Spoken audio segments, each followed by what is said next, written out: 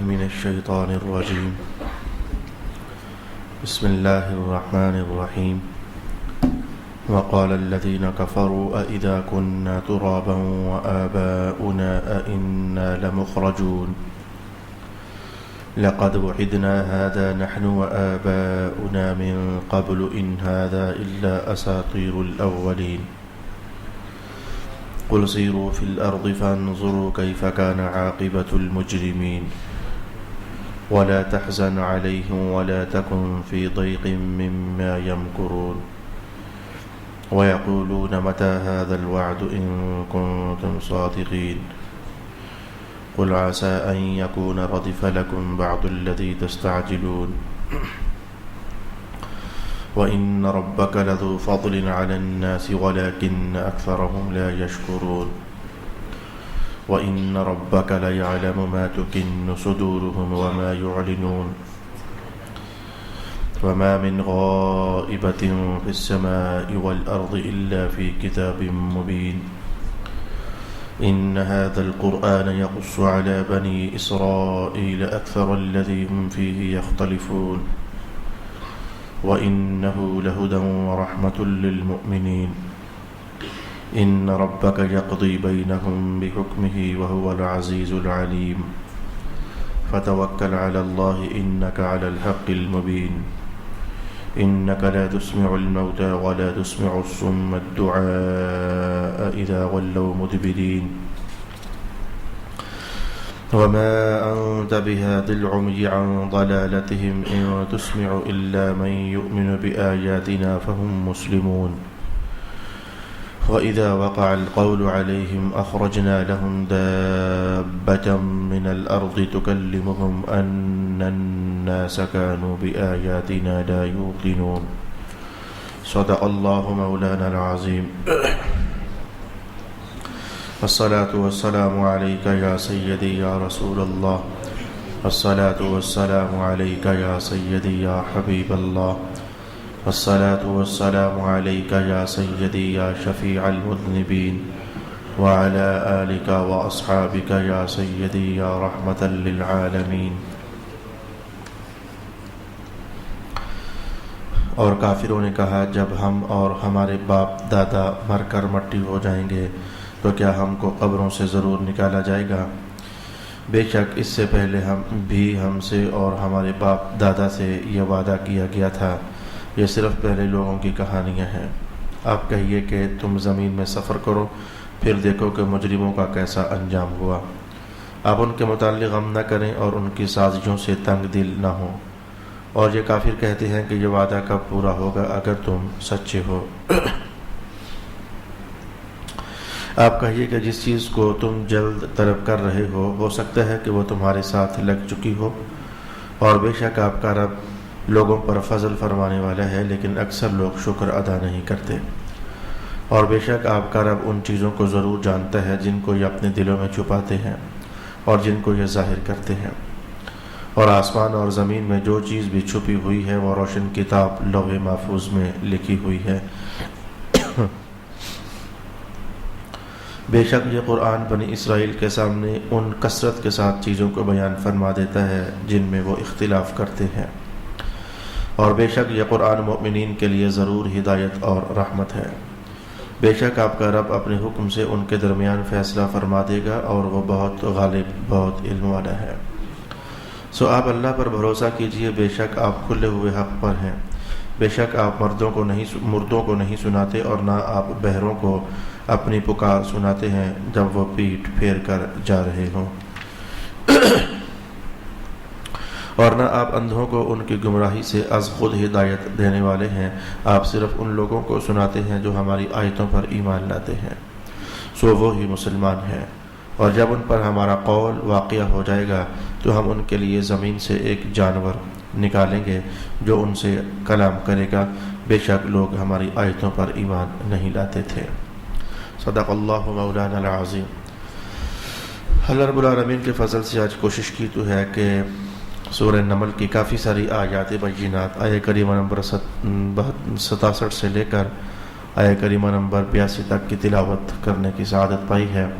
اس خیال سے کہ مضامین ذرا آسان ہیں اس سے قبل کئی بار ان کی دہرائی بھی ہو چکی ہے۔ ہو سکتا ہے کہ اللہ تعالی ہماری مدد فرما دے اور اتنی آیات بینات آج کی نشست میں ہم سیکھنے کے قابل ہو جائیں۔ پہلی آیت کریمہ اور اس سے متصل اگلی بعض آیات کریمہ، بنیادی طور پر آپ جانتے ہیں کہ کافر لوگوں نے بہت ادھم مچایا ہوا تھا ماحول میں رسول پاک صلی اللہ علیہ وآلہ وسلم کے خلاف۔ آئے دن کوئی نہ کوئی کہانی گھڑ کر لے آتے تھے، جس سے جو مسلمان نئے ہو چکے ہوتے تھے تو ان کے دلوں میں اضطرابات، شکوک و شبہات پیدا کرتے، اور جو ابھی لوگ مسلمان نہیں ہوئے تھے لیکن کچھ اس طرح کی سوچیں چل رہی تھیں، دیکھتے تو ہیں بھلا محمد کہتے کیا ہیں، ان کی بات سنتے تو ہیں، اور سننی تو چاہیے جی، ذرا پتہ تو کریں، ٹو تو لگائیں ان کی بات کیا ہے، ان کی دعوت کیا ہے۔ تو یہ کافر لوگ ایسا ادھم مچاتے کہ ان کے دلوں میں وہاں پہنچنے سے پہلے ہی شکوک و شبہات پیدا کرنے کی کوشش کرتے رہتے تھے۔ کبھی ان میں سے شبہ یہ ہوتا تھا کہ اللہ نے کسی یتیم بچے ہی کو نبوت پر فائز کرنا تھا، اللہ کو کوئی اور بندہ نہیں ملا تھا، کبھی اس طرح کی بات کر دیتے، کبھی اس طرح کی بات کر دیتے بلال وغیرہ کو اور جناب غریب صحابہ کو کہ اگر تم واقعی برحق ہوتے، تمہارا دین اچھا ہوتا تو پھر تم تو اللہ کے مقرب ہوتے، تو جب اللہ کے مقرب ہوتے تو تم پر غربت تو پھر نہ آتی، تم پر افلاس تو پھر نہ آتا، تم پر پریشانیاں تو پھر نہ آتی، تمہارے حالات تکلیف دہ اور اذیت ناک تو نہ ہوتے۔ اس طرح کی باتیں کر کے کبھی وہ تنگ کرنے کی کوشش کرتے۔ الغرض اب میں اس وقت ان کے وہ ساری ادھم کہانیاں بیان کرنے کے موڈ میں نہیں ہوں، کیونکہ میں نے اپنی آیت کو سمجھانا ہے۔ ان تمام تر دلوں کو شکستہ اور نظریات کو شکستہ کرنے والی کہانیوں میں سے وہ یہ بات تو کئی بار کہہ چکے تھے، کہتے رہتے بھی تھے، اور وہ اس کے بعد بھی انہوں نے کئی بار کہی، کون سی؟ ہم مر جائیں گے، بس یہی دنیا ہے، یہی جہان ہے، اس کے بعد کوئی اگلا جہان نہیں ہے۔ یہ جو محمد کہتے ہیں کہ مرنا ہے، مرنے کے بعد اٹھنا ہے، بھئی مرنے تک تو ہم بات مانتے ہیں، ہم نے آج تک انسانوں کو مرتے دیکھا ہے، چلو ہم یہ بات تسلیم کرنے کے لیے تیار ہیں، مرنا ہے، لیکن یہ جو کہتے ہیں نا کہ مرنے کے بعد اٹھنا بھی ہے، یہ بات ہمیں سمجھ نہیں آتی ہے، اور وہ ظاہر بینی پر ان کی توجہ ہوتی۔ اور بعض اوقات تو ایسا ہوتا، سورۃ یاسین نے کہا، وہ کسی قبرستان جاتے تو وہاں سے ایک ہڈی جو بہت بوسیدہ ہو چکی ہوتی اسے پکڑ کر لے آتے اور لا کر کے تو رسول پاک علیہ الصلوۃ والسلام کے سامنے انگلیوں کے درمیان رکھ کر مسلتے، اور جب وہ مزید خاکستر بنتی اور جھڑ جاتی تو کہتے کہ اچھا اس کو آپ کہتے ہیں کہ دوبارہ اٹھا دیے جائیں گے، من یحیی العظام وہی رمیم، ان ہڈیوں کو، خستہ ہڈیوں کو، بوسیدہ ہڈیوں کو دوبارہ کون اٹھائے گا؟ تو مولا کائنات نے کئی بار جواب دیا کہ اچھا یہ بتاؤ کہ جب یہ ہڈیاں اور یہ ہڈیوں والا انسان ہوتا نہیں ہوتا تھا تو اس وقت اس کو بنایا کس نے تھا؟ تو جو نہ ہونے سے بنا سکتا ہے تو دوبارہ ذروں کو جمع کرنا ان کے لیے کیا مشکل ہے؟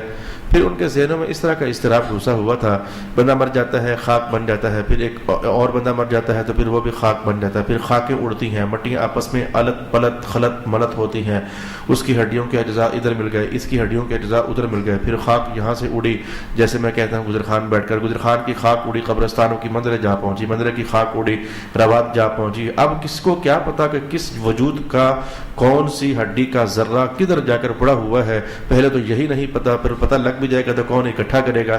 یہ انسانی جو نظریاتی چھوٹے چھوٹے سوالات تھے ان کے ذہنوں میں تنگ کرتے ہوتے تھے۔ تو اس کا جواب بھی حالانکہ رب کائنات نے کہا کہ اللہ تو وہ ہے جو زمین و آسمان کی ساری باتیں جاننے والا ہے، اس کی نظر سے تو زمین و آسمان کا ایک ذرہ بھی پوشیدہ نہیں ہے، وہ جانتا ہے اور وہ ایسا کر بھی دے گا کہ جس وجود کے ہڈی کا جو ذرہ اڑ کر جہاں جہاں گیا ہوا ہوگا وہاں سے اس نے ایک پکار ہی تو لگانی ہے۔ رب کائنات نے اپنی شان کے مطابق، اصل میں وہ اللہ تعالیٰ کی اس قوت سے آگاہ نہیں تھے۔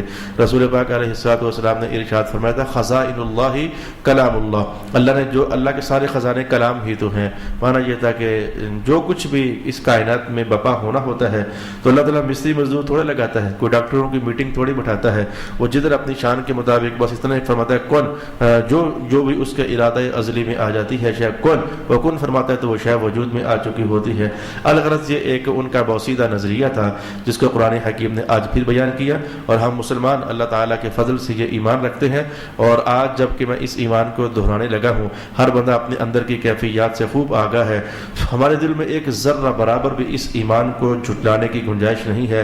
ہم ایمان رکھتے ہیں کہ مرنے کے بعد کروڑ انسانوں کے اجزاء آپس میں مل بھی جائیں گے، اللہ کروڑ اجزاؤں سے ہر انسان کے جسم کے جز الگ کر کے ان کو جوڑ کر کے نیا انسان کھڑا کرنے پر قادر ہے. ہمارا یہ ایمان ہے, ہمیں اس میں کوئی شک ہی نہیں ہے. اور یہ اللہ کی بے پایہ انعامات میں سے ہے کہ ہمیں اللہ تعالیٰ نے اپنی ذات اقدس کے, جس کو انسان سمجھتا ہے کہ نہ ہونے والی باتیں ہیں, اللہ تعالیٰ نے ہمیں ان پر ایمان نصیب کیا ہے, جو اس کی بہت بڑی عنایت ہے, جو اس کا بہت بڑا کرم ہے کہ ہم اللہ کی قدرتوں میں سے کسی ایک قدرت کا انکار کرنے والے بھی واقعہ نہیں ہوئے ہیں. اس کے بعد اگلی آیت میں یہ کہا گیا لقد وعدنا هذا نحن وآباؤنا من قبل ان هذا الا اساطير الاولين. ہمارے ابا جان, دادا جان, پر دادا جان تو بڑے زبانوں سے سنتے چلے آ رہے ہیں کہ کچھ لوگ ہوتے ہیں وہ کہتے ہیں کہ ہم نبی ہیں, کچھ لوگ ہوتے ہیں وہ کہتے ہیں ہم نبی ہیں, تو اگر ہمیں مان لو گے تو ٹھیک رہو گے, وغیرہ مر تو جاؤ گے, مرنے کے بعد اٹھائے جاؤ گے. بڑے زمانوں سے یہ بات سنتے چلے آ رہے ہیں کہ مرنے کے بعد اٹھنا ہے. لگڑ دادا جی گئے ابھی تک نہیں اٹھے, بگڑ دادا جی گئے تو ابھی تک نہیں اٹھے, تو پردادا جی گئے تو ابھی تک نہیں اٹھے, تو دادا جی گئے تو ابھی تک. یہ اساطیر الاولین, یہ بڑے زمانے سے چلے آنے والی کہانیاں ہیں. ان کا حقیقت سے کیا تعلق ہے, ان کا نفس الامر سے کیا تعلق ہے؟ اصل میں کہتا ہوں کہ پہلے سپارے میں سورت نمبر 2 کے اندر ہی ذرا جائزہ لو نا, تو رب کائنات نے کہانی صاف صاف سمجھا دی ہے. دیکھ کر مانا, یہ تو کافر لوگ اس طرح چاہا کرتے تھے. ایمان والے کی شان یہ ہوتی ہے یؤمنون بالغیب, دیکھا انہوں نے کچھ نہیں ہوتا, ان کا سچا رسول جو کچھ فرما دیتا ہے وہ اندر سے ماننے کے لیے تیار ہو جاتے ہیں. کچھ بھی نہیں دیتا ہوتا, کچھ بھی نہیں دیکھا ہوتا ہے. یؤمنون بالغیب, یؤمنون بالغیب. آپ دیکھو قبروں کے اندر کی کہانیاں ہم نے کو دیکھی ہوئی ہیں, دوزخ کے اندر کی کہانیاں کو ہم نے دیکھی ہوئی ہیں, جنت کے اندر کی کہانیاں بھی ہم نے دیکھی ہوئی ہیں. آج تک ہم نے کسی فرشتے کو دیکھا ہے, آج تک ہم نے رب کو دیکھا ہے, آج تک ہم نے 7ویں آسمان کے پار کی بات سنی ہے, کیا آج تک ہم نے عرش اللہ کا دیکھا ہے, کیا آج تک ہم نے آسمانی مخلوقات کو دیکھا ہے؟ کچھ بھی تو نہیں دیکھا. لیکن کیا اللہ کا کرم ہو گیا؟ یہ ہمارے کرنے سے نہیں ہوا, اللہ کے فضل سے ایسا ہوا. ہم نے نہیں دیکھا لیکن اللہ کو مان رہے ہیں, ہم نے نہیں دیکھا لیکن جنت کو مان رہے ہیں, ہم نے نہیں دیکھا لیکن دوزخ کی کہانیوں پر ایمان ہے ہمارا, ہم نے نہیں دیکھا لیکن قبر کی مٹیوں کے تلے دبنے کے بعد کیا ہوتا ہے ہمارا اس سب پر ایمان ہے. اے میرے مولا تیرا کرم ہے کہ تو نے ہمیں ایمان کی دولت عطا فرمائی. اور دلیل ہمارے پاس کیا ہوتی ہے؟ جو کچھ مصطفیٰ کریم کی زبان سے نکل آتا ہے برحق ہوتا ہے, سچ ہوتا ہے. آسمان والے خدا نے کرم کر دیا, حضور کی ہر بات پر ہمیں ایمان عطا فرما دیا ہے. تو پھر وہ کہتے ہیں لقد وعدنا هذا نحن وآباؤنا من قبل ان هذا الا اساطير الاولين. یہ تو پچھلے لوگوں کی کہانیاں ہیں, بڑے زمانوں سے ایسا سنتا چلے آ رہے ہیں لیکن کبھی واقعہ نہیں ہوا, تو شاید آئندہ بھی واقعہ نہیں ہوگا. قل سیروا فی الارض. آج میں جو طلباء کرام بیٹھے ہیں جسے کہتے ہیں ربط بالعبارت, اس آیت کا پچھلی آیت سے تعلق کیا ہوگا؟ طلباء خاص کر کے اس بات کو غور سے سنیں. وہ کہتے ہیں یہ پہلے لوگوں کی کہانیاں ہیں, مرنے کے بعد اٹھنا ہے, پہلے لوگوں کی کہانیاں ہیں. تو رب کائنات نے ان کے جواب میں کہا محبوب ان سے کہیں ذرا گھوم پھر کر دیکھیں ان لوگوں کا حال کیا ہوا. فانظروا کیف کان عاقبۃ المجرمین. آپ سارے بھی سمجھ سکتے ہیں, قرآن پاک کے طالب علم آپ بھی ہو, جو باقاعدہ پڑھنے والے طلباء ہیں وہ تو ہے ہی ہیں, لیکن قرآن پاک کے طلباء آپ بھی ہو. ان دو آیتوں کا ربط, معنوی ربط کیا ہے آپس میں, ان کا تعلق آپس میں کیا بنتا ہے؟ یعنی ان کا یہ کہنا کہ پہلے بھی سنتے آئے تھے کہ مرنے کے بعد دوبارہ اٹھنا ہے لیکن آج تک اٹھے نہیں ہیں. رب کائنات نے جواب کیا بابو بن سے کہو ذرا گھوم پھر کر دیکھو نا پہلوں کا حشر کیا ہوا, وہی پہلوں کا حشر کیا ہوا یہ بات, اور قیامت والے دن دوبارہ اٹھنا ہے یہ بات. ان کا تو آپس میں کوئی تعلق نہیں بنتا نظر آتا ایک دم سے. وہ یہ کہتے تھے کہ پہلے بھی سنتے چلے آئے ہیں کہ مرنے کے بعد اٹھنا ہے. جواب دیا گیا ذرا گھوم پھر کر دیکھو نا, فانظروا فی الارض, ذرا گھوم پھر کر زمین میں دیکھو نا پہلوں کا ہم نے حشر کیا کیا ہے, مجرمین کا ہم نے حشر کیا کیا ہے. یہ دو آیتیں جو ہیں اپنے مقام پر معنوی ربط کے اعتبار سے دلچسپی کی حامل ہیں. طلباء فوراً سمجھ جائیں گے, اور آپ بھی انشاءاللہ طلباء ہو, حضور کے ملنگ ہو, آپ جب اللہ کے گھر میں آگے ہو, جوریاں کھول کر بیٹھ گئے ہو, تو انشاءاللہ حضور کے کلام کی یہ فیض باری ہے کہ کم سے کم عقل رکھنے والوں کو بھی اللہ فہم کا دروازہ کھول ہی دیتا ہے اس کے لیے. تو ان دو باتوں کا تعلق سمجھنا چاہیے. میں پھر بولتا ہوں ان دو باتوں کو تاکہ آپ سمجھیں کہ ذرا ایک نئے اسلوب کی کہانی ہے, اس لیے میں ذرا چند منٹ رک کر کے یہ ایک نیا سا اسلوب آپ کی خدمت میں بیان کرنا چاہتا ہوں. حالانکہ یہ دستور, یہ اسلوب پہلے آیا ہوا ہے, لیکن توجہ اللہ تعالیٰ نے میری آج پھیری ہے کہ اس بات پر دھیان دے کر کے کتابوں سے پڑھ کر دو لفظ آپ کو بتا دوں. تو سنیے, وہ کہتے تھے کہ مرنے کے بعد نہیں اٹھنا, حاصل کلام. رب کائنات نے کہا دیکھو جو پہلے زمانے کے مجرم تھے ہم نے ان کے ساتھ کیا ہے. اب یہ دو باتوں کا آپس میں کیا تعلق بنتا ہے؟ جواب تو کچھ ایسا ہوتا, اٹھنا ہے یہ دیکھو میں تمہیں اٹھا کر دکھاتا ہوں تو ایک بندہ اللہ زندہ کر دیتا. بات تو بظاہر بات یہ بنتی ہے. وہ کہتے ہیں مرنے کے بعد اٹھنا نہیں ہے, اللہ تعالیٰ کہتا ہے میں اٹھاؤں گا, یہ دیکھو فلانی قبر والے اٹھ کے باہر آ جا. جواب تو کچھ ایسا بنتا ہے, لیکن رب کائنات دیکھا ذرا پہلے لوگوں کو دیکھو, مجرموں کا ہم نے حال کیا ہے. میرا خیال ہے کہ اب سوال آپ کو سمجھ آ گیا ہوگا ان دو آیتوں کے لیے جو ہم نے سمجھنا ہے.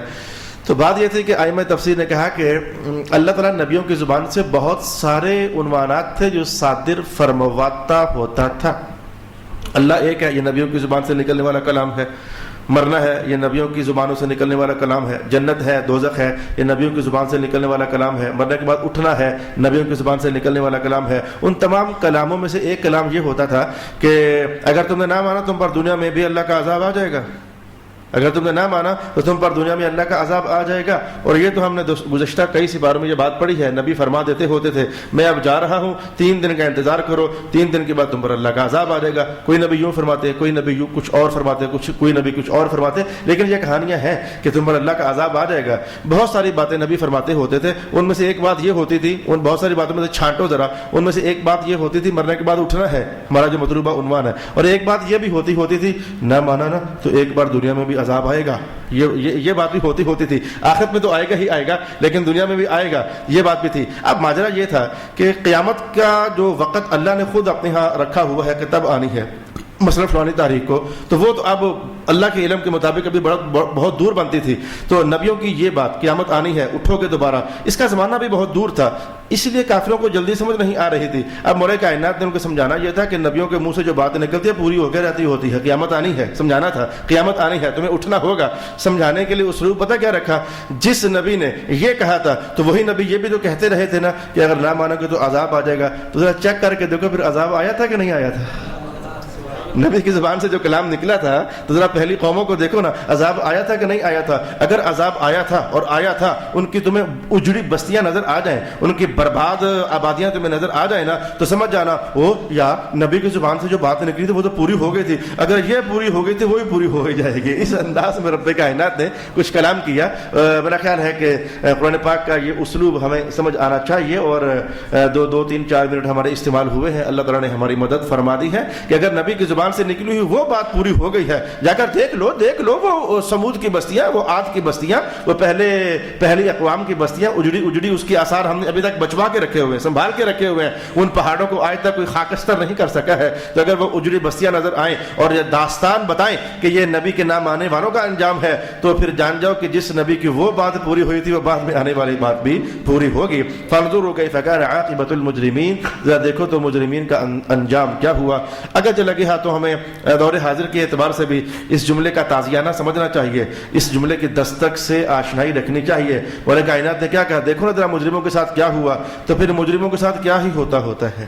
میں یہ کہنا چاہتا ہوں جو مجرم طبقہ ہوتا ہے اس کے ساتھ کیا ہی ہوتا ہے. وہ مجرم طبقہ پبلک میں ہو تو اس کے ساتھ بھی کیا ہی ہوتا ہے، ہو جاتا ہے. وہ مجرم طبقہ افسروں میں ہو تو اس کے ساتھ بھی کیا ہوتا ہے، پھر ہو جاتا ہے. اور اگر وہ مجرم طبقہ میں کہنا چاہوں کہ بادشاہوں میں ہونا ہوتا ہے، بادشاہوں کے اندر بھی ہوتا ہے، پھر اس کے ساتھ بھی کیا ہو جاتا ہے. میں چاہوں گا آپ کو دعوت دینا چاہوں گا، آپ کو دستک دینا چاہوں گا. چاہو تو جو تمہارے علم کی رسائی ہے، تمہاری جو واچ پاور ہے، ذرا واچ کر کے دیکھ لو پبلک میں بھی جو مجرم ہوتے ہیں ان کے ساتھ پھر کیا سے کیا ہو جاتا ہے. افسروں کے اندر بھی جو مجرم ہوتے ہیں، سال 2 4 6 8 10 15 20 سال کی عیاشی کی کہانی ہوتی ہے، اس کے بعد پھر اللہ ان سے کیا کر دیتا ہوتا ہے. کوئی آپ کی نظروں سے اوجل کہانی میں نہیں کہہ رہا ہوں، یہ کہ میں آسمانی مخلوقات کی کہانیاں نہیں سنا رہا ہوں. اور جب بادشاہوں میں سے بھی کوئی مجرم ہو جاتا ہے، یہ بادشاہیاں 10 15 20 25 سال کی ہوتی ہیں، بلکہ آج کل تو 5 سال کی ہوتی ہے، 20 25 سال کی بھی کہاں، اور وہ 5 سال کی بھی پوریاں کہاں ہوتی ہیں. جب بندہ بادشاہ بھی ہو تو جرم کا راستہ چلتا ہے نا، تو اللہ تعالیٰ ایک دم سے کہیں سے ایسا پکڑتا ہے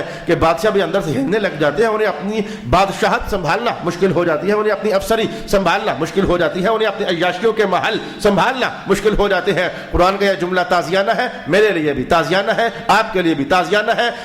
عیاشیوں کے محلات میں بیٹھ کر کے تو انسانیت کا مذاق اڑانے والوں کے لیے بھی قرآن پاک کی یہ آیت دستک ہے، اور بڑی زوردار دستک ہے. میں کہنا چاہوں گا بادشاہوں کے لیے بھی، حکمرانوں کے لیے بھی، وزیروں کے لیے بھی، اور صدروں کے لیے بھی، سب کے لیے. فانظروا کیف کان عاقبۃ المجرمین، ذرا پہلوں کو دیکھ لو. وہ تم سے زیادہ بڑے بادشاہ تھے، ان کی قوتیں تم سے زیادہ تھیں، ان کی پاورز تم سے زیادہ تھیں، ان کی دولتیں تم سے زیادہ تھیں، ان کی فوجیں تم سے زیادہ تھیں، ان کی آسائش اس دور کے حساب سے تم سے زیادہ تھی. لیکن جرم کی گلی میں داخل ہونے کے بعد دیکھو آج اللہ نے انہیں کیسے ملیا میٹ کر دیا ہے. لمن الملک اليوم للہ الواحد القہار، سچی بادشاہت اللہ ہی کے لیے ہے، دائمی بادشاہت اللہ ہی کے لیے ہے، ہمیشہ رہنے والی حکمرانی اللہ ہی کے لیے ہے. میرا خیال ہے اس آیت پر بھی کافی ہو گیا، ہم نے مختصر عنوانات، یہ چونکہ آیات پہلے آئی ہوئی ہیں تو میں نے کہا کہ فانظروا، دیکھ لو پھر کیا ہوا ان کے ساتھ اور کیا ہوا ان کے ساتھ. ولا تحزن علیہم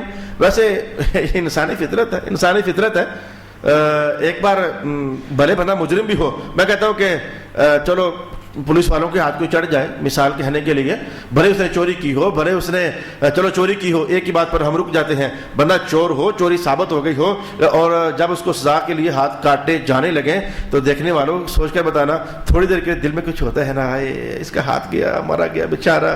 اس وقت یہ احساسات انسانی ذہنوں میں آتے ہیں جب اس کی چیخیں نکلتی ہیں، جب اس کو تلوار سے کاٹا جا رہا ہوتا ہے. ہم انسان بھی ہوئے تو اسی لیے تو یہ عورتوں کی گواہی حدود میں قابل قبول نہیں ہے، یہ عورتوں کی گواہی حدود میں قابل قبول نہیں ہے، کیونکہ گواہوں کے سامنے حد جاری کرنی ہوتی ہے. تو عورتوں کے سامنے تلوار مارو ہائے ہائے کرتے ہوئے بے ہوشی ہو جائیں گی. تو مذہب شریف نے عورتوں کی گواہی کو قابل قبول ہی نہیں سمجھا. بڑا دل چاہیے ہوتا ہے یہ حدود و قصاص جب جاری ہو رہے ہوتے ہیں تو اس منظر کو دیکھنے کے لیے. تو انسانی فطرت ہے، غم کھاتا ہے، ہائے بیچارہ. میں خود کئی بار بعض اوقات جب یہ خبریں سنتا ہوں کہ 20 سال پہلے اس نے فلانے کو قتل کیا تھا، آج اس کو تختہ دار پر لٹا دیا گیا، چڑھا دیا گیا، میں دل میں اتنا کچھ سوچ کر پشیمان ہوتا ہوں. کیا فائدہ ہوا؟ تھوڑی دیر کے لیے زور آوری کی، کسی کو مار دیا، 20 سال جیل میں گزار دیے، آخر کار مر گیا بیچارہ، کیا لبا اس کو. یعنی اس طرح کے وہ نرم دل کے اندر احساسات. بھائی میں نے ماحول آپ کے سامنے بنانا چاہا ہے. مولا کائنات نے کہا دیکھ لو مجرم کا کیا ہوا، قوم عاد کا کیا ہوا، قوم سمود کا کیا ہوا، اجڑ گئے، مارے گئے، چھتیں گر گئیں، ان کی بستیوں کو پلٹا دیا گیا. قوم لوط کے ساتھ کیا ہوا، آج ان کا نام و نشان نہیں ہے. تو سن کر ہو سکتا ہے انسان کے دل میں ہلکا سا خیال آ جائے، اوہو کیا ہوگا ان کے ساتھ، اب ہمیشہ مارے جاتے رہیں گے، ان پر عذاب ہوتا رہے گا. قرآن نے فوراً پکڑ کی اور کہا وَلَا تَحْزَنْ عَلَيْهِمْ. جب کافروں پر اللہ کا عذاب آتا ہے، اے ایمان والے تیری روش، تیرا نظریہ یہ ہونا چاہیے کہ کافروں پر اللہ کا عذاب ہے، تجھے غمگین نہیں ہونا چاہیے. وہ نبیوں کا دشمن ہوتا ہے، وہ اللہ کا دشمن ہوتا ہے، اور اللہ کے دشمن پر جب عذاب آئے تو ایمان والوں کو کم از کم غمناک نہیں ہونا چاہیے، ان کے دلوں پر بوجھ نہیں آنا چاہیے. اللہ کے دشمن کا ستیہ ناس ہی ہونا چاہیے، اللہ کے دشمن کا کو مرنا ہی چاہیے، نبیوں کے دشمن کو ہلاک و برباد اور تباہی ہونا چاہیے. وَلَا تَحْزَنْ عَلَيْهِمْ. یہ تو بات ہوگی پچھلے عنوان کے ساتھ. اور اب ماجرا یہ تھا کہ یہ کافروں کی شرارتیں رک کب رہی تھیں، یہ دب کب رہی تھیں. کبھی چاہتے کہ حضور کی دعوت رک جائے، کبھی اس بات پر تالیاں بجا دیتے کہ حضور کے بیٹے فوت ہو گئے ہیں، اور کبھی جناب علی مسلمانوں اور غریب صحابہ کو تکلیف دے کر کے تو یہ خوش ہوتے. کبھی مکے والے جو تھے یہ مدینہ اس دور کے یثرب والوں کے سے میٹنگ کرنے کے لیے ادھر سے ادھر بھاگ رہے ہوتے، کبھی وہ ان سے ملنے کے لیے آ رہے ہوتے، جس کو قرآن پاک نے چلت اور پھرت کہا.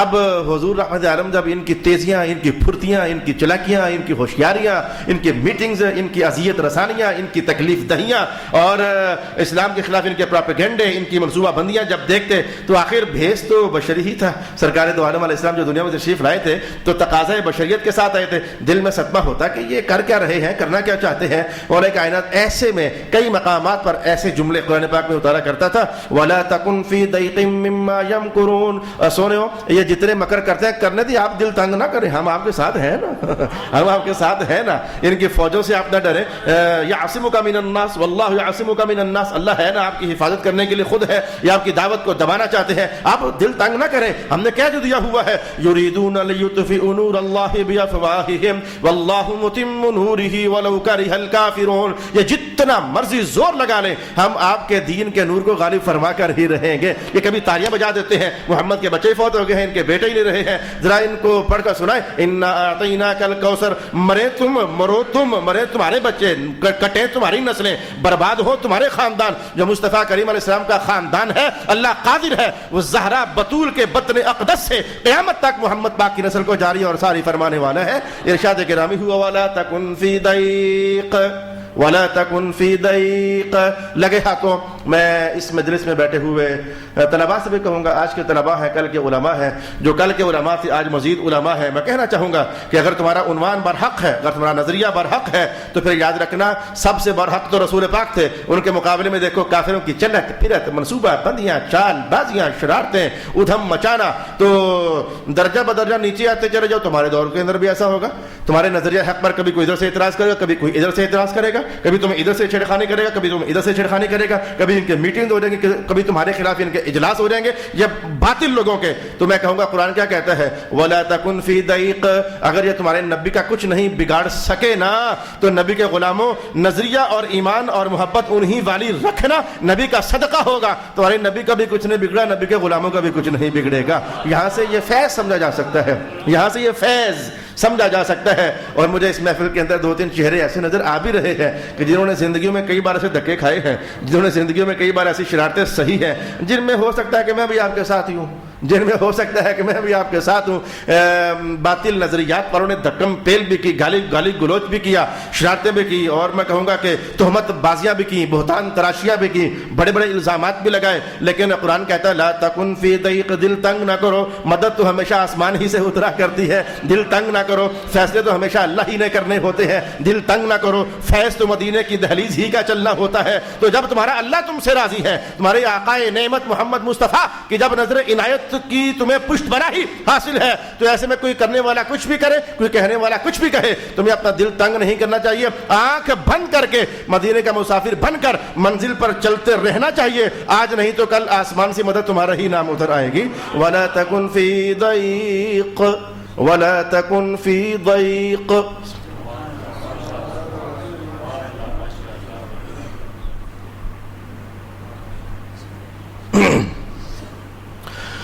وَيَقُولُونَ مَتَى هَذَا الْوَعْدُ إِن كُنتُمْ صَادِقِينَ۔ ہاں جی، پھر یہ کب ہوگا؟ یہ جو کہتے ہو نعوذ باللہ، یہ مسلمانوں کا لہجہ نہیں ہے، کافروں کا لہجہ، محمد نعوذ باللہ العزیز، یہ جو کہتے ہو کہ ابھی قیامت آنے والی ہے، پھر یہ کب آنی ہے؟ بڑے مذاق کرتے، بڑی پھپتیاں کستے۔ اس کا ایک تفسیری معنی یہی ہے۔ تفسیری معنی نمبر 2، یہ جو کہتے ہو عذاب آئے گا، پکڑ آ جائے گی، اللہ تمہیں پکڑ لے گا، ہو نہیں رہا، کب ایسا ہوگا؟ دوسری تفسیر اس کا قول یہ کیا گیا، وہ قبروں سے اٹھیں گے تو حساب و کتاب ہوگا، دوزخ ہوگی، جنت ہوگی، یہ جو کہتے ہو محمد یہ کب ایسا ہوگا؟ یعنی رسول پاک علیہ الصلوۃ والسلام نے غیب کے متعلق، زمانہ مستقبل کے متعلق جو ڈھیروں ساری خبریں ارشاد فرمائی ہوئی تھیں، تو کبھی کسی پر انگلی اٹھاتے، کبھی کسی پر انگلی اٹھاتے، کبھی کسی پر انگلی اٹھاتے، جو یہ کہتے ہو یہ کب ہوگا، جو یہ کہتے ہو یہ کب ہوگا، جو یہ کہتے ہو یہ کب ہوگا، حتیٰ کہ یہ بات کئی بار پوچھ چکے تھے۔ آپ تو کہتے تھے محمد کہ اگر ہم نے آپ کو نہ مانا ہم پر عذاب آ جائے گا، آتا کیوں نہیں ہے؟ کتنے سال گزر گئے ہیں، کتنے مہینے گزر گئے، کتنا زمانہ گزر گیا، عذاب آتا کیوں نہیں ہے؟ اب ان نالائقوں کو کون بتاتا، اب ان نالائقوں کو کون بتاتا اندر کی کہانی جو رسول اللہ علیہ الصلوۃ والسلام نے اپنے امتیوں کے ارشاد فرمائی ہوئی تھی۔ حضور رحمۃ اللہ علیہ نے فرمایا کہ رب کائنات نے مجھ سے پوچھا کہ محمد پاک آپ کہتے ہو تو ہم ان کو عذاب دے کر ہلاک کر دیتے ہیں، اور اگر آپ کہتے ہو تو فی الحال ان کو ہلاک نہیں کرتے، ذرا وقت آگے گزرے، ان کی پشتوں میں جو چھپی ہوئی روحیں ہیں ان میں سے کئیوں نے آپ پر اسلام قبول کرنا ہے، ذرا ان کو پیدا ہو لینے دیتے ہیں تو پھر ان کو مار دیں گے، بتاؤ کیا کریں؟ تو میں نے کہا، رسول اللہ علیہ وسلم میں نے کہا مولا فی الحال ان کو نہ ہی مار، جو ان کے اندر میرے غلام چھپے ہوئے ذرا وہ تو نکال لیے جائے نا۔ آپ ان کو کون بتاتا کہ اندر کھاتے تو اللہ کے ساتھ ہے، یہ رسول اللہ علیہ وسلم کی یہ باتیں ہو چکی ہیں، تو کہتے ہو کب آنے والی ہیں، کب آنے والی ہے؟ جو بھی حضور پاک نے فرمایا ہوا تھا اس پر اعتراض، وَيَقُولُونَ مَتَى هَذَا الْوَعْدُ إِن كُنتُمْ صَادِقِينَ۔ اچھا ایک جواب یہاں قرآن نے دیا، میں وہ قیامت تو بہت دور ہے ایسا نہ سوچنا، وہ قیامت آنے رہی تو بڑی دور ہے، عسیٰ قریب ہے کہ ان یکون ردف لکم، تمہارے پیچھے لگ گئی ہو ایک شے، بعد الذی تستعجلون، جس کی تم جلدی مچا رہے ہو۔ ترجمے سے بہت کچھ سمجھ نہیں آیا، ترجمہ صحیح ہے لیکن بہت کچھ سمجھ نہیں آیا، ہو سکتا ہے جو مانگ رہے ہو قریب ہی ہو۔ میں نے اس کو ذرا اور شارٹ کیا، الفاظ اور گھما دیتا ہوں، قیامت کب آئے گی، عذاب کب آئے گا، ہو سکتا ہے تمہارے پیچھے ہی کھڑا ہو۔ عسیٰ ان یکون ردیفا، یہ ردیفہ پیچھے ہوتا ہے، یہ جو ڈبل سواری ہے، ڈبل سواری موٹر سائیکل پر جو پچھلی ہوتی ہے اسے ردیف کہتے ہیں، گھوڑے پر 2 بندے بیٹھے ہو جو پچھلا ہوتا ہے اسے ردیف کہتے ہیں، تو پچھلا اگلے سے بالکل چمٹا ہوتا ہے۔ کہا جو مانگ رہے ہو سکتا ہے کہ تمہارے پیچھے جڑا ہوا ہو۔ مانا کیا تھا، اے ذرا آنکھ بند ہو لینے دو، ہمیں ذرا اسرائیل کو بھجوا لینے دو، تمہاری ادھر آنکھ بند ہوئی نا، وہ جو بار بار پوچھتے تھے، بار بار پوچھ قیامت کب آئے گی، قیامت کب آئے گی، قیامت کب آئے گی، ذرا قبر میں پہنچو تمہاری قیامت میں ادھر ہی شروع کر دوں گا۔ اللہ اکبر، تمہاری قیامت تو میں ادھر ہی شروع کر دوں گا۔ تو یہ اس کو دور سمجھنے والوں، تمہارے ساتھ معاملہ ادھر ہی شروع ہو جائے گا۔ ادھر شروع ہو جانے کا اس سینس میں سمجھو کہ ٹوٹل جتنا عذاب جس کو اللہ پاک نے دینا ہوتا ہے نا، تو اس کا کچھ حصہ، اس ٹوٹل سزا کا کچھ حصہ سمجھو قبر کے اندر بھجوا دیا جاتا ہے، اس ٹوٹل سزا کا کچھ حصہ قبر کے اندر بھجوا دیا جاتا ہے۔ مجھے خوب یاد ہے کہ ایک پروفیسر صاحب، اور اللہ ان کو ہدایت نصیب فرمائے، ہم دعا کرتے ہیں اللہ ان کو ہدایت نصیب فرمائے، وہ کہا کرتے تھے، پتہ نہیں کہتے ہوں گے بھی آپ بھی، کہا کرتے تھے اور کہتے ہوتے بھی ہوں گے، قبر کے اندر عذاب کوئی نہیں ہوتا، قبر کے اندر عذاب کوئی نہیں ہوتا، کیونکہ جرم ایک بار کیا سزا 2 بار ملے، ایک بار قبر میں اور ایک بار آخرت میں۔ وہ یہ ان کا ایک خود ساختہ سوال تھا، اپنی عقل کی بھینٹ چڑھا دیا انہوں نے رسول پاک علیہ الصلوۃ والسلام کی سینکڑوں احادیث شریفہ کو، اپنی فرسودہ اور ناقص رائے کی بھینٹ چڑھا دیا انہوں نے مصطفیٰ جانی رحمت علیہ السلام کی خوبصورت باتوں کو، بلکہ حضور کے مشاہدات کو۔ بھین چڑھا دیا. 2 بار سزا ہوگی. 2 بار سزا نہیں پروفیسر جی, 2 بار سزا نہیں. ماجرا یہ کہ اگر کل 100 ڈنڈے پڑنے ہیں نا تو 80 دوزخ میں جا کر 20 ادھر ہے. 100 ہی میں نے تصویر سمجھانا چاہیے کہ سزا اتنی ہے, 2 بار سزا نہیں ہے. ان اللہ لا یظلم الناس, اللہ ظلم کرتا ہی نہیں ہے. بات یہ تھی کہ وہ جو 100 ڈنڈے پڑنے تھے نا ان میں سے 20 ذرا ادھر ہی پڑ گئے تو 80 ادھر پڑنے ہیں. سزا 100 ہی ڈنڈے ہیں, ذرا اس کو ڈیوائڈ کر دیا گیا. جیسے کہ جس بندے پر حد جاری ہو, شرابی بندہ اس کو 80 کوڑے لگنے ہیں, زانی بندہ اس کو 100 کوڑے لگنے ہیں. اگر بہت خستہ جسم ہو, زخمی جسم ہو, بیمار جسم ہو تو مذہب کہتا ہے ایک دم 100 کوڑے نہ مار دو کہ تو مرے نہ جاوے. ایک دم ہی 100 کوڑے نہ مار دیو, کہیں مر ہی نہ جائے. 25 آج مار لو, 25 2 دن ٹھہر کے مار لینا, 25 3 دن ٹھہر کر مار لینا, اور 25 پھر 20ویں دن مار لینا. اب یہ 4 بار کوڑے پڑے ہیں. اب ایک جرم کی 4 سزائیں نہیں ہیں, سزا ایک ہی تھی جو ڈیوائڈ کر دی گئی تھی. میرا خیال ہے کہ بات آپ کو سمجھ آنی چاہیے. تو اس لیے جناب علی والا ایمان رکھو, جناب علی والا. مسلمانوں میں آپ سے کہتا ہوں, ہمیں کسی سے کیا لگے, میں آپ سے کہتا ہوں جناب علی والا ایمان رکھو. عقل کچھ کہہ رہی ہوتی ہے, سرکار کچھ کہہ رہے ہوتے ہیں. جناب علی کہتے تھے عقل کو اٹھا کر پیچھے کرو, حضور کی بات مانو. حضور کی بات مانو. مثال پیش کر دوں. موزہ آپ نے پہنا ہوا تھا, مسا اوپر آپ نے کرنا تھا, تو کہنے لگے کہ اگر بات ہوتی عقل سے, لو کان الدین بالرأی, اگر بات ہوتی عقل سے تو علی موزہ کے اوپر مسا نہ کرتا, نیچے مسا کرتا. مٹی تو نیچے ہوتی ہے, علی اوپر مسا نہ کرتا, نیچے مسا کرتا. مٹی تو نیچے ہوتی ہے, لیکن علی کی عقل کچھ بھی کہے, کیونکہ علی کے آقا محمد مصطفیٰ نے کہا اوپر سے کرنا ہے, علی اوپر سے ہی سے کرے گا.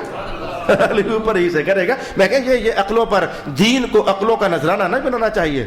دین پاک کو اپنی عقلوں کی بھینٹ نہیں چڑھانا چاہیے. لاکھ ارسطو کٹھے ہو جائے نا تو مصطفیٰ کے ایک بول پر قربان. صاف سی بات ہے.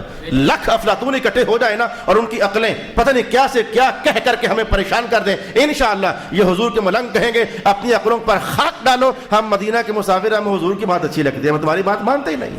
اللہ تعالیٰ ایسا کوئی ایمان نصیب فرمائے. تو واپس وَيَقُولُونَ مَا قُلْ عَسَىٰ, کیا معلوم کہ وہ قریبی آ چکی ہو, تمہارے پیچھے چمٹ چکی ہو تمہیں. وہ جو تم کہہ رہے ہو مرو گے تو تمہارا کام تو شروع ہو گیا. وَإِنَّ رَبَّكَ لَذُو فَضْلٍ عَلَى النَّاسِ. مجھے بہت اچھا لگ رہا ہے جملہ, سارے اچھے جملے, لیکن اللہ تعالیٰ اللہ ہو کر کے, اللہ ہو کر کے کتنا سونا اعلان. وَإِنَّ رَبَّكَ لَذُو فَضْلٍ عَلَى النَّاسِ. اللہ تو بندوں پر بڑے فضل کرتا ہے. وَلَكِنَّ أَكْثَرَهُمْ لَا يَشْكُرُونَ. بندے شکر نہیں کرتے, اللہ تو بڑے فضل کرتا ہے ان پر. اچھا میں اس آیت پر تھوڑا سا رکنا چاہتا ہوں, ایک چند منٹ. ایک مقصد ہے آپ کے ذرا ذہن میں ڈالنا چاہتا ہوں. اللہ بڑے فضل کرتا ہے ہم پر, وہ انسان ہم ہی ہے نا. اللہ بڑے فضل کرتا ہے ہم پر, لیکن ہم اکثر ناشکری کر دیتے ہیں. میں کہتا ہوں ذرا سوچتے ہیں کہ ہم ناشکری کرتے ہیں کہ نہیں کرتے. اس بات کو میں نے سمجھانا ہے, کچھ بات ہے پیچھے آپ تک رسائی کرنی ہے. مجھے اللہ نے گھر دے دیا, میں تو کہتا ہوں اللہ کا شکر ہے, اور آپ بھی اللہ کو گاڑی دے دیا کہتے شکر الحمدللہ, اللہ نے بڑی نعمت دے دی ہے. تقریباً میں نے 2 جملے بولے. آپ کے بیٹے کی شادی ہونی تھی, رشتہ نہیں مل رہا تھا, مل گیا, آپ نے کہا مولا تیرا لاکھ شکر ہے. یار آپ تو شکر ادا کر رہے ہو, اور کیا کبھی آپ نے, آپ تو شکر ادا کر رہے ہو. ہر بندہ اپنی زندگی میں ڈھونڈ کر دیکھے کہ جب بھی اللہ اسے کوئی نعمت دیتا ہے تقریباً ایسا ہو جاتا ہے کہ ہم منہ سے کہہ ہی دیتے ہیں مولا تیرا لاکھ لاکھ شکر ہے, یہ اللہ کی دین ہے جی, وہ اللہ جسے چاہتا ہے دین. ہم یہ تو کہتے ہیں اللہ کا شکر ہے جی, لیکن رب کائنات نے کہا کہ وَلَكِنَّ أَكْثَرَهُمْ لَا يَشْكُرُونَ. اس کا معنی کیا ہوا؟ بات اللہ کی سچی ہے, ہم سب کوڑے ہیں, بات اللہ کی سچی ہے. میں یہ جملہ آپ کو سمجھانا چاہتا ہوں. یعنی جب بھی کوئی نعمت ملتی ہے تو ہر بندہ اپنی زندگی میں جھانکے نا ذرا, تقریباً کہیں نہ کہیں چھوٹا یا بڑا, کم یا زیادہ, ہم شکر کیا ہی دیتے ہیں. شکر الحمدللہ مولا تیری بڑی مہربانی. یار کچھ نہ کچھ تو ہم کہتے ہیں, رب کائنات نے یہ کیوں کہا تم اکثر شکر نہیں کرتے ہو. میں یہ جو پوائنٹ ہے نا جس پر قرآن کلک کرنا چاہتا ہے, میں اس پر آپ کی توجہ روکنا چاہتا ہوں.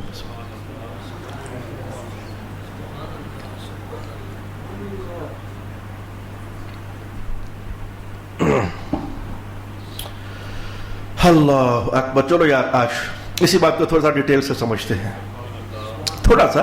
یعنی میں چاہتا ہوں کہ قرآن پاک کا ایک اور مقام آپ کے سامنے لاؤں, اور جو وہ ایک اور مقام آپ کے سامنے لانے لگا ہوں ٹھیک وہی میرا جواب ہے. سمجھانے کیا جا رہا ہوں, رب کائنات نے کہا اللہ بندوں پر فضل کرتا ہے, بندے شکر نہیں کرتے. تو ایک دم سے ہم نے تھوڑا کچھ جائزہ لیا, یار ٹوٹا پھوٹا کم زیادہ کہیں نہ کہیں شکر تو ہم کرتے ہیں. اگر روٹی بھی کھائیں تو کہتے ہیں الحمدللہ, یعنی پانی بھی پیے تو کہتے ہیں الحمدللہ, کہتے ہیں شکر تو ہم کرتے ہیں. یہ کیوں کہا جا رہا ہے کہ تم شکر کوئی نہیں کرتے ہو؟ اللہ اکبر. اور میں آپ کو سورہ رحمان میں لے کر جانا چاہتا ہوں. اب ویسے شاید آپ نہ سوچتے، لیکن جب میں نے آپ کو دستک دی ہے دروازے پر تو سوچ پیدا ہوئی ہے، یار واقعی بات تو ٹھیک ہے، ہم تو شکر ادا کرتے ہیں، چلو کوئی کم کوئی زیادہ، لیکن کہتے تو ہیں. یار پیاز کھانے والا بندہ بھی کہتا ہے الحمدللہ سونی چل رہی ہے. پوچھو اسے بھائی جی کیا حال ہے، اس نے روٹی کے ساتھ گڑ لگا کر کھایا ہوتا ہے، چٹنی کے ساتھ روٹی کھائی ہوتی ہے تو کہتا ہے الحمدللہ اللہ نے بڑی سونی روٹی نصیب فرمائی ہے. وہ تو کہہ رہا ہے الحمدللہ. میں نے پھر ایک اور انداز، میں نے خود کئی بار چٹنی سے روٹی، میں نے لون لگا کر روٹی کھائی ہوئی ہے یار، روٹی پر نمک لگایا، جب ختم ہو گئی میں کہا شکر الحمدللہ، میں نے خود کہا مجھے پتا ہے.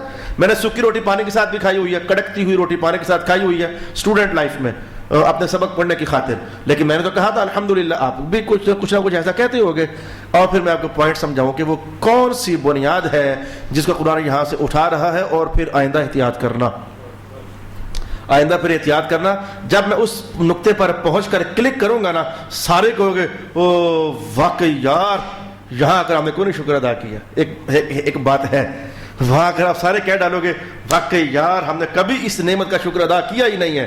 بات کچھ ایسی ہے، جان بوجھ کر میں آپ کو روک رہا ہوں تاکہ آئندہ پھر آپ یاد رکھو، آئندہ پھر آپ یاد رکھو یار وہ کون سا مقام ہے کہ جہاں اللہ کی بہت بڑی نعمت ہم پر برس چکی ہوتی ہے اور ہم شکریہ ادا نہیں کرتے. یار وہ مقام کون سا ہے؟ تو پھر تیار ہو جائیں. بسم اللہ الرحمن الرحیم. فبأي آلاء ربكما تكذبان. تم اللہ کی کون کون سی نعمتیں جھٹلاؤ گے؟ آیت آپ کو یاد ہے. اچھا لفظ کون سا استعمال کیا قرآن حکیم نے؟ آلائی، نعمتیں، آلائی نعمتیں. فبأي کون سی، آلائی نعمتیں، ربکما اے انسانوں اور جنوں تمہارے رب کی، تکذبان جھٹلاؤ گے، آلائی نعمتیں. اچھا ایک اور مقام پڑھنے لگا ہوں، وَإِن تَعُدُّوا نِعْمَةَ اللَّهِ لَا تُحْصُوهَا. اگر اللہ کی نعمتوں کو شمار کرنا چاہو گے تو نہیں کر سکتے. نعمت، ان تعدوا نعمت، ادھر صاف صاف نعمت کہہ دیا. سورۃ رحمان میں ایک بار بھی نعمت نہیں کہا، آلاء کہا. ترجمہ نعمت ہی ہے لیکن آلاء کہا، ایک بار بھی نہیں کہا فَبِأَيِّ نِعْمَةِ رَبِّكُمَا تُكَذِّبَانِ. تم رب کی کون کون سی نعمتیں جھٹلاؤ گے؟ کہا نعمت نہیں، آلاء. کون کون سی آلاء جھٹلاؤ گے؟ سوچنے والی بات ہوئی نا. ایک بار کہا نعمت، ایک بار کہا آلہ. یہ آلہ اور نعمت ہے دونوں نعمتیں، فرق کیا ہوگا؟ آلہ اور نعمت یہ دونوں ہیں نعمتیں ہی، فرق کیا ہوگا؟ یہ دیکھو آپ کے سامنے، یہ میرے ہاتھ میں کیا ہے؟ گلاس، اس میں کیا ہے؟ پانی. مجھے لگی ہے پیاس اور واقعی لگی ہوئی ہے، میں 3 گھونٹ پیتا ہوں. بسم اللہ الرحمن الرحیم.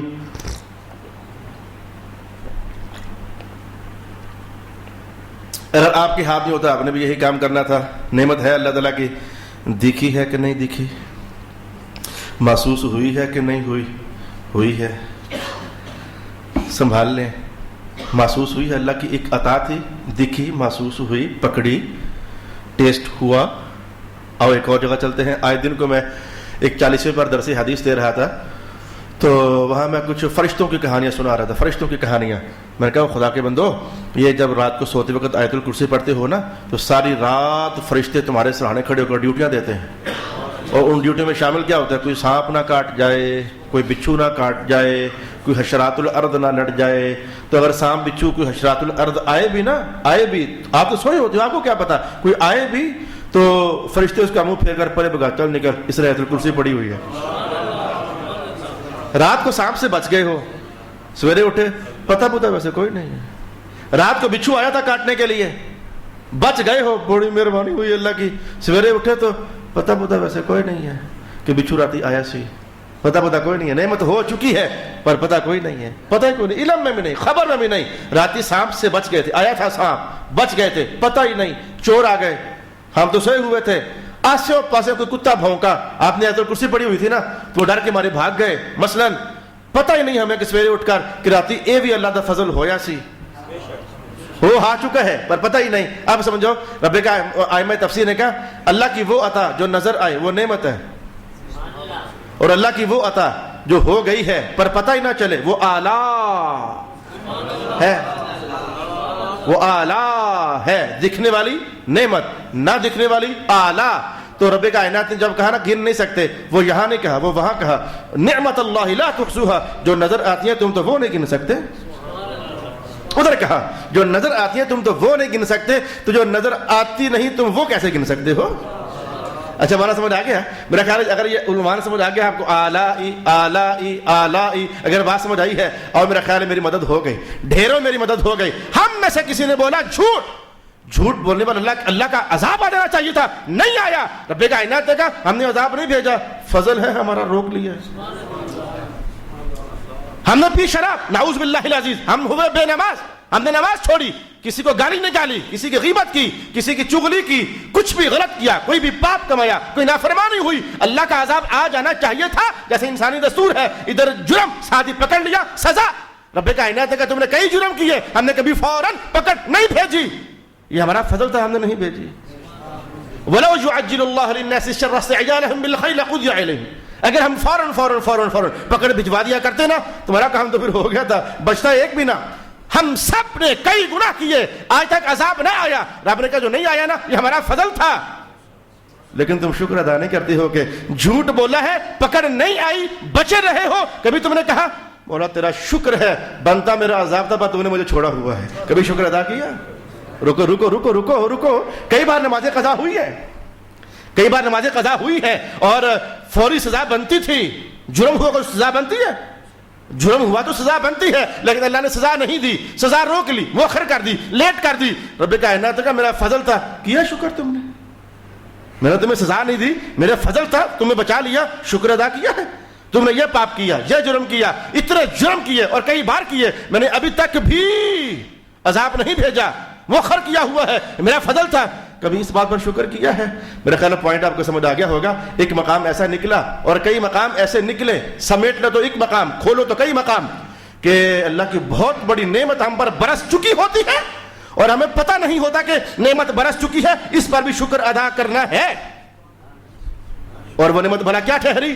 میرا خیال ہے کہ یہ آج آپ کے لیے کئی سالوں میں جب سے میں لگا ہوں یہاں بیٹھنے کے لیے، یہ پہلی بار یہ راز کھلا ہے. کچھ مجھے یاد پڑ رہا ہے تقریباً یہ بھی اللہ کا بہت بڑا فضل ہے کہ فوری عذاب نہیں آ گیا، تو اس کی بڑی مہربانی. اور ہم نے کبھی اس فضل پر شکر ادا نہیں کیا، جھوٹ بول کر اکڑے رہے تو چلتے رہی زندگی. کبھی ہم نے سوچا ہی نہیں، کہا ہی نہیں مولا تیرا شکر ہے بنتی میری پھینٹی تھی، تو نے مجھے معاف کیا ہوا، فی الحال تو نے مجھے روکا ہوا ہے. اب میرا خیال ہے کہ جب بڑی تفصیل سے تسلی سے رک کر کے آپ کو میں نے خوب دستک دینا چاہیے ہے، تو ہمیں تو میرا خیال ہے کہ ہر وقت شکر ہی ادا کرتے رہنا چاہیے، کیونکہ ہم ہر وقت کوئی نہ کوئی پاپ کر ہی رہے ہوتے ہیں، کوئی نہ کوئی غلطی کر ہی رہے ہوتے ہیں، کوئی نہ کوئی خطا ہم سے ہو ہی رہی ہوتی ہے. تو ہر وقت مولا تیرا لاکھ شکر ہے تو نے عذاب نہیں بھیج دیا، مولا تیرا لاکھ شکر ہے تو نے مہربانی فرما دی. میں تو جب بھی اس حدیث کو کہتا ہوں یا پڑھتا ہوں یا سناتا ہوں تو تھوڑی دیر کے لیے اندر کھاتے اپنے ہی آپ میں اللہ کی رحمتوں پر حیران ترین ہو جاتا ہوں. اس نعمت پر جو میں ابھی کہتا ہوں آپ کے سامنے کہ رسول پاک علیہ السلام فرماتے دیکھو اللہ کی شان دیکھو، جب تم نیکی کرتے تو فٹافٹ یہ فرشتہ لکھ لیتا ہے. یہ تو ہم سب کو پتہ ہے، نیکی کرتے ہو تو فٹافٹ یہ فرشتہ لکھ لیتا ہے. جب تم گناہ کرتے ہو تو یہ بایاں فرشتہ جب لکھنے لگتا ہے تو دائیں طرف سے آواز آتی ہے قف ساعتن، ٹھہر جا ابھی نہ لکھ. میں اس کو جب پڑھتا ہوں اس حدیث کو، ٹھہر جا ابھی نہ لکھ، ہو سکتا ہے کہ تیرے لکھنے سے پہلے ہی توبہ کر لے، لکھنے کی نوبت ہی نہ آئے. اللہ تعالیٰ موقع دے دیتا ہے. یہ کتنا بڑا فضل ہے بتاؤ. یعنی ایک تو ہے نا کہ عذاب آنا، ایک ہے کہ فرشتہ جب لکھنے لگتا ہے تو اللہ کے حکم سے یہ بول رہا ہوتا ہے، خود نہیں بولتا ہے، خود نہیں بولتا. اللہ اسے کہتا ہے بول، روک اسے، سنگیاں روک، آپ نے سنگیاں روک، لکھن لگائی گناہ اس نہ روک. وہ روکتا ہے اور پھر حضور فرماتے ہیں کہ جب یہ روکتا ہے تو پھر یہ رک بھی جاتا ہے. آگے سے یہ نہیں کہتا ہٹ یار میں تو روکیا سی تو اپنا کام کر، میں نے اپنا کام کریں دے، میں تو روکیا سی. آگے سے یہ نہیں کہتا، رک جاتا ہے. تو تھوڑی دیر جب گزر جاتی ہے اور ہم نالائق طبقہ، ہم ہی ہیں، ہم نالائق طبقہ نہیں کہتے استغفر اللہ مولا معاف کر دے نہیں کہتے، وہ پھر لکھنے لگتا ہے تو اللہ کا حکم ہوتا ہے اسے کیا ٹھہر، تھوڑی دیر ہو، ٹھہر جا، قف ساعتن، تھوڑی دیر کے لیے ٹھہر جا. یہ پھر مان جاتا ہے اور ٹھہر جاتا ہے. ہو سکتا ہے بندہ توبہ کر لے، لکھنا ہی نہ پڑے. آپ بتاؤ کہ کبھی اس نعمت پر شکر ادا کیا؟ ایک ہی پوائنٹ پر دو باتیں ہو گئیں. اللہ نے لکھنے سے پہلے 2 بار چانس دلوایا، ہم نے کبھی محسوس ہی نہیں کیا یہ اللہ کا فضل ہو چکا ہے. اگر وغیرہ جیسے آپ لوگ پورا زور لگاتے ہو پرچہ نہ کہیں کٹ جائے، زور لگاتے ہو نا، سفارشیں، پیسے، فٹافٹ پہنچو، آنے والے ہیں ایس او جو صاحب، کہ پرچہ نہ کٹ جائے. تو پرچہ کٹنے سے پہلے چکر میں ہوتے ہو نا، کسی چکر بازی میں نہیں، چکر بازی میں ہوتے ہو نا.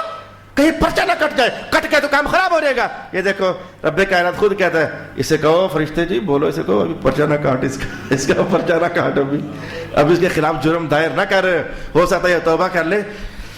ہے میرا خیال ہے اب ذرا ہولے ہولے میں تلاوت کرتا ہوں تو مزہ لو نا ذرا. ان ربک لذو فضل علی الناس، اللہ فضل کرتا ہے بندوں پر. یہ مجھے بہت لطیف لگ رہا ہے سبق. ان ربک لذو فضل علی الناس، اللہ بڑا فضل کرتا ہے بندوں پر. ولکن اکثرهم لا یشکرون، اکثر لوگ شکر ہی نہیں کرتے. یہ تو صاحب فراست ہیں، صاحب نور ہیں، صاحب دین اور شریعت ہیں، جن کو اللہ نے عقل دی ہے. وہ ہر دم کہتے ہیں مولا تیرا شکر ہے تو پکڑ نہیں فرمائی، تیرا کرم ہے تو نے فوراً پکڑ نہیں فرمائی، اور ہمارا کام تو ہو چکا ہوتا.